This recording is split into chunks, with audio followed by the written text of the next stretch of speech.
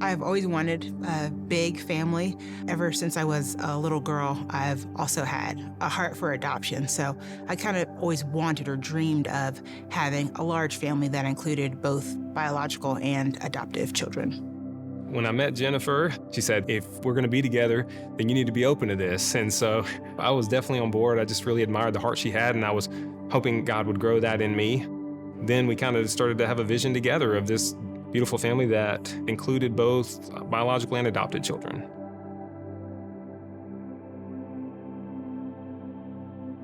Our emotions after having our first child were over the moon. It happened really quickly, and it was super exciting. So we had our son. I'd always wanted to be a dad.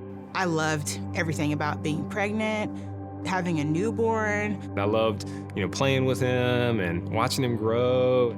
Just the fact that God had given me the responsibility and the gift of raising this little amazing human.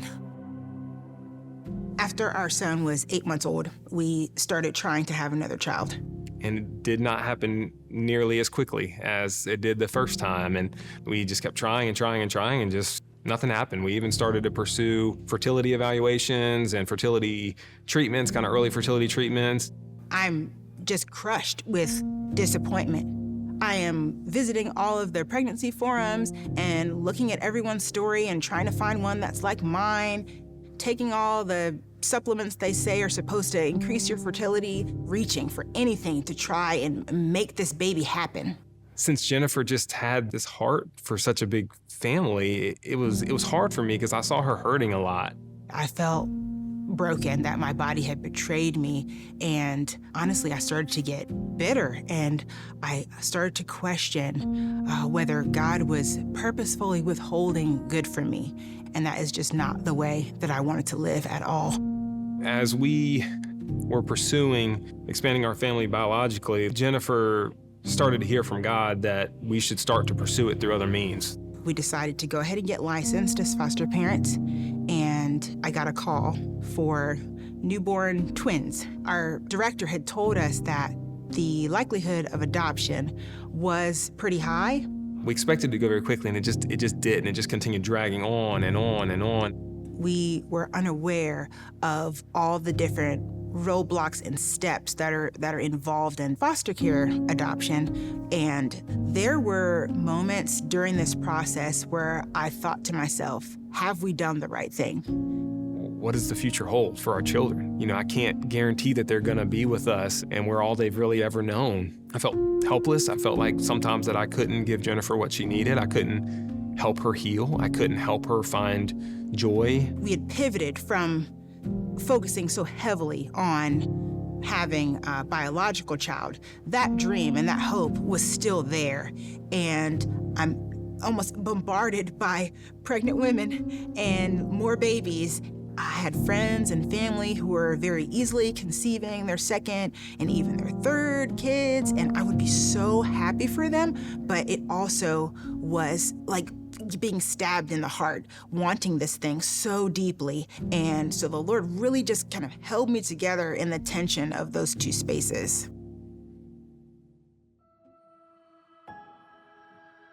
After we had been placed with the twins, it was about a year that I took a pregnancy test, and it was positive, and I couldn't believe it.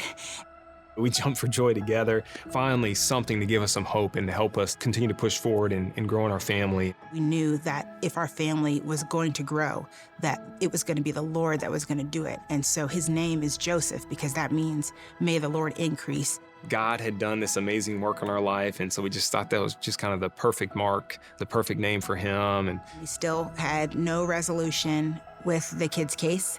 I was just in the kitchen cooking dinner, and I got a call from our social worker, and she told us that the adoption had been finalized. It took 2,404 days for our children's case to be closed. I just felt completely overjoyed. I mean, that God had taken us from the very beginning of this journey and walked us all the way through to the end of this prolonged period. And not only that, but God had been so faithful to grow us and help transform us and help us to become the people that he wanted us to be. And something else actually happened on the day that we found out about the adoption. I am 40 years old, and I'm pregnant for the third time, and I'm pregnant with our fifth and sixth kids. And so a family that's, struggled to go from 1 to 2, technically kind of the same day we found out that our family was gonna, really expand by 4 permanently. It's like hilariously wonderful to me that after spending so many years of wondering if I'm only gonna have this one child, that the Lord has taken us on this road. So God, clearly had different plans than we had, but his plans were more beautiful than we could have ever imagined. I had to let my own dream die. I spent so many years with my fist just holding on to my little perfect plan so tightly, but it wasn't until I opened my hand and I surrendered that I was actually able to see and enjoy the greater and the bigger plan that he had for us. His mercies have been new every morning. We know beyond a shadow of a doubt that he is good, he is for you, and he will carry you through whatever it is that he calls you to walk through.